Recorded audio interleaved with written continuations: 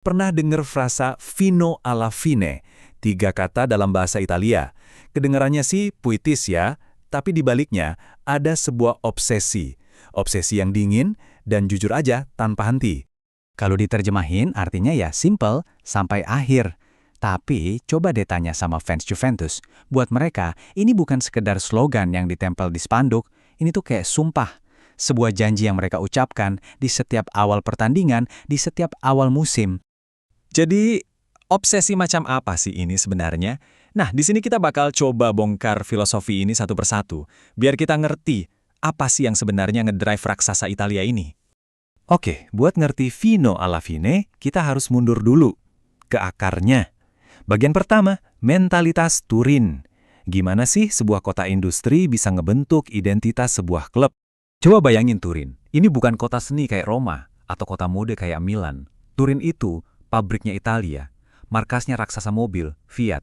Dan sejak tahun 1923, klub ini dimiliki oleh keluarga Agnelli, dinasti industrialis paling kuat di sana.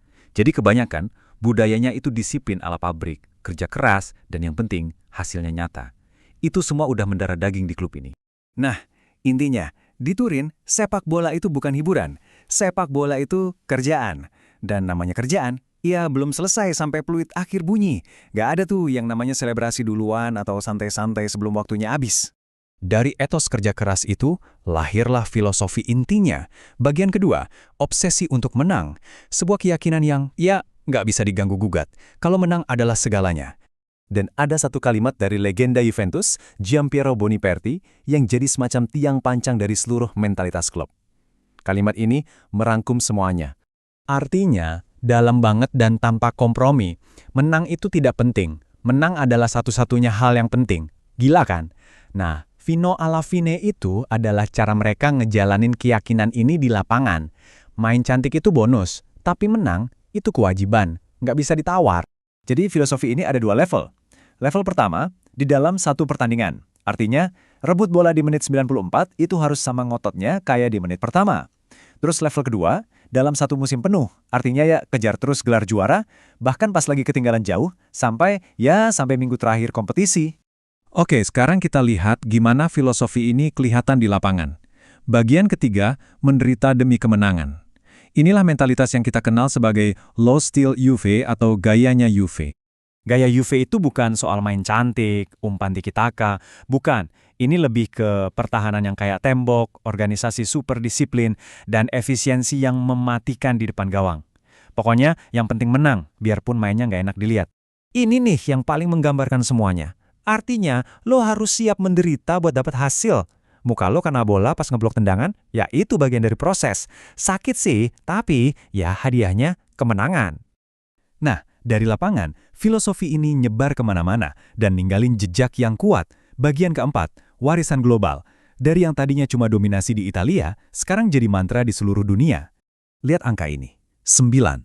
Ini bukti paling nyata dari kekuatan mentalitas fino alla fine. 9 gelar Serie A, berturut-turut, dari 2012 sampai 2020. Gila kan? Ini rekor dominasi yang dibangun di atas fondasi, yaitu tadi, berjuang tanpa henti. Biar lebih kebayang, coba kita bandingin sama klub lain. Liverpool punya You'll Never Walk Alone. Itu kan fokusnya ke perasaan, kebersamaan. Barcelona punya Meski un Club, lebih dari sekedar klub. Itu fokusnya ke ideologi. Terus Juventus, fino alla fine, itu murni soal aksi. Terus kerja, terus berjuang, nggak peduli seberapa capek. Dan sekarang, di zaman sekarang ini, fino alla fine itu udah lebih dari sekedar moto sepak bola. Udah jadi brand global, jadi hashtag di mana-mana, bahkan jadi motivasi pribadi buat para fans di seluruh dunia. Terus, apa pelajarannya buat kita? Intinya, filosofi ini tuh soal kegigihan atau grit. Ini growth mindset yang dipraktekin langsung. Ini ngajarin kita kalau bakat doang itu nggak cukup. Sukses itu butuh konsistensi, disiplin, dan yang paling penting, kemauan buat terus berjuang pas lagi susah sampai akhir. Nah, ini pertanyaan terakhirnya. Dan ini bukan soal sepak bola. Ini soal kalian. Di dunia kalian, entah itu di pekerjaan, di kuliah, atau dalam tantangan pribadi kalian, di mana kalian harus berjuang, fino alla fine,